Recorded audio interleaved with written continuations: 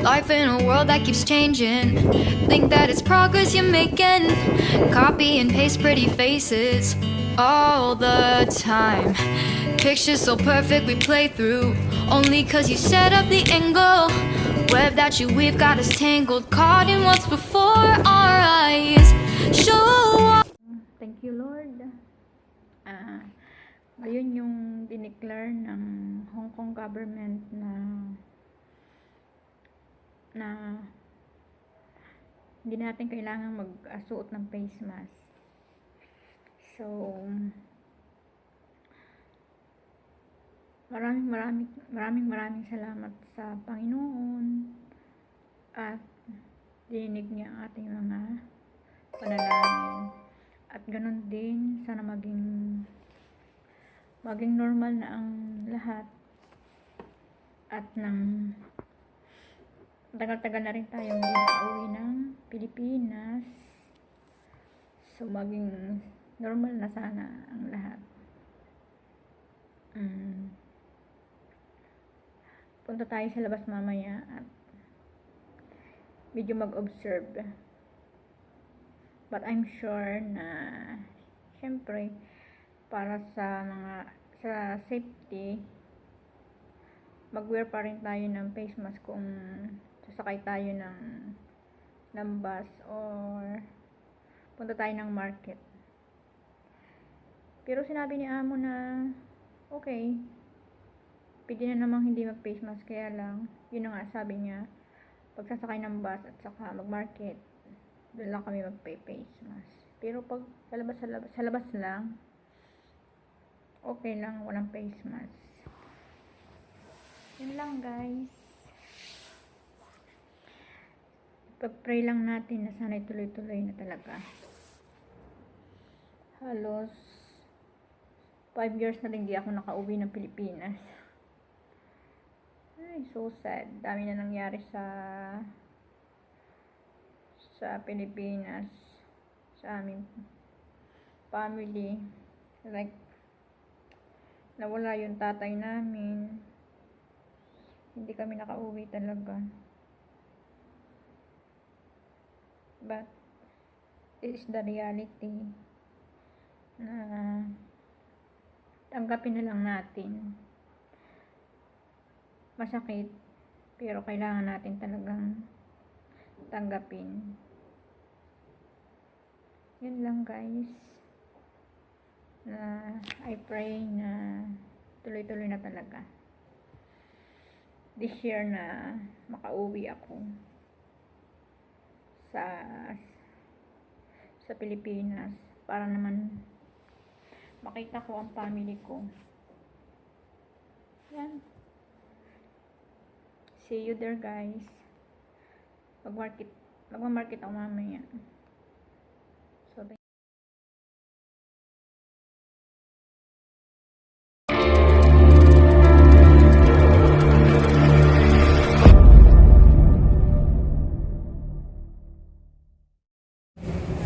good morning, guys.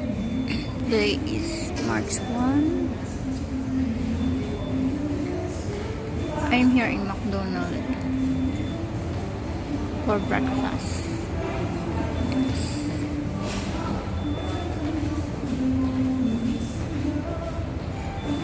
Today, the Hong Kong government declared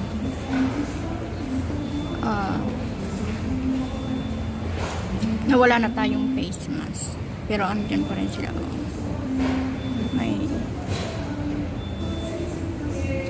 nakasuot ng face mask.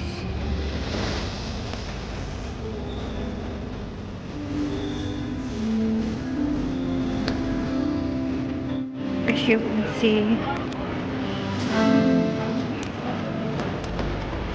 good day, everyone.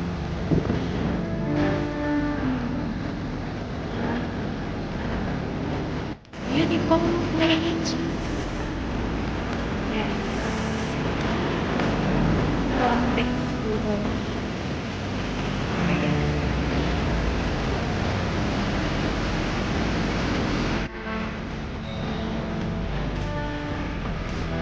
Bye-bye.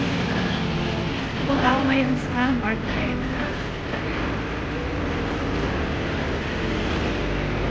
Dineclare nga pala ng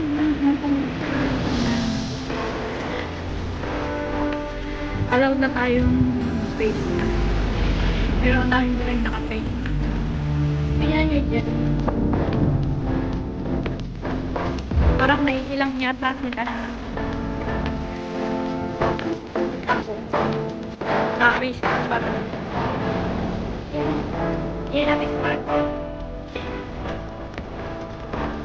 Pero I'm sure nakapagpain sila face mask. Hello. Hindi na sila naka-face mask. Siguro na nag-work.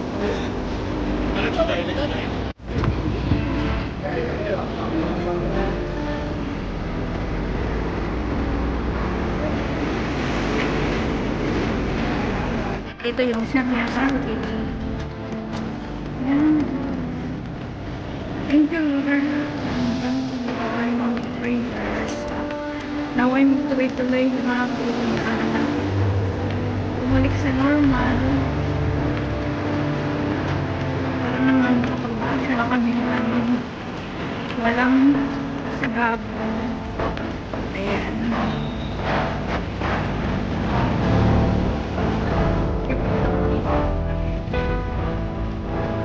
For safe. Ayan, dito na po sa market.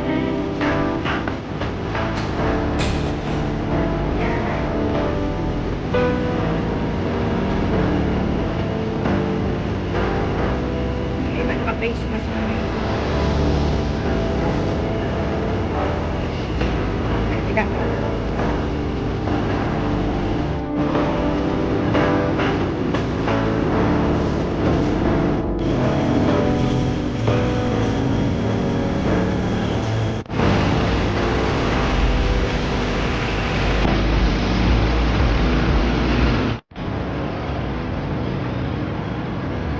Ganda lang ulit na tayo guys. Marami pa rin ang mga naka-face mask.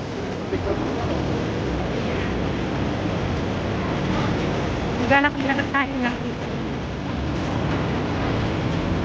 Ayan. Mas marami pa rin ang mga naka-face mask.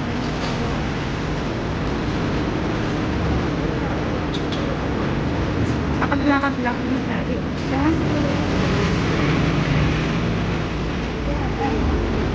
Ikot ng hongga.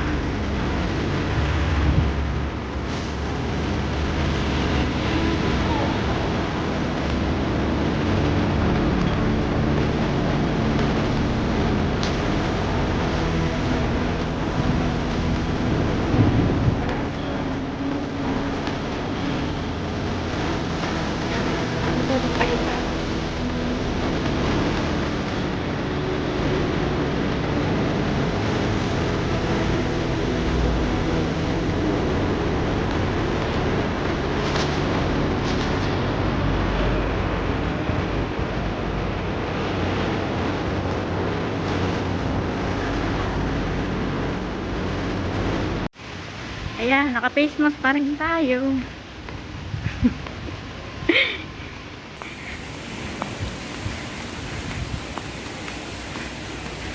Kaya lang, depende na sa atin kung gusto natin maglagay ng face mask or hindi magsuot. Yan. I'm sure na mamahal ang lipstick kasi marami na hindi magpi-face mask. Yan. Pero tulad ko, hindi ako mahilig mag-lipstick. Lip gloss lang ang ginagamit ko. Yan. Kaya, hindi madaming gastos ako. Kailangan kong magtipid kasi madaming may anak na pinapaaral. Hello guys, dito na ako sa bahay. Kakauwi ko lang. So, ganun na nga. May naka-face mask, may mga naka-face mask at mga hindi na naka-face mask. So, siguro naninibago lang sila. Baka kinatagalan, ayun, baka maging lahat ay hindi na naka-face mask. Pero naka-face mask pa rin ako pumunta ng market. Yan. Ano ba nangyari sa akin? Nagka-pimples ako.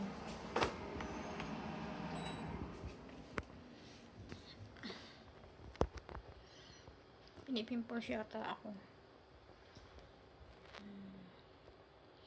Yun. Naglakad-lakad ako sa around ng Hongham.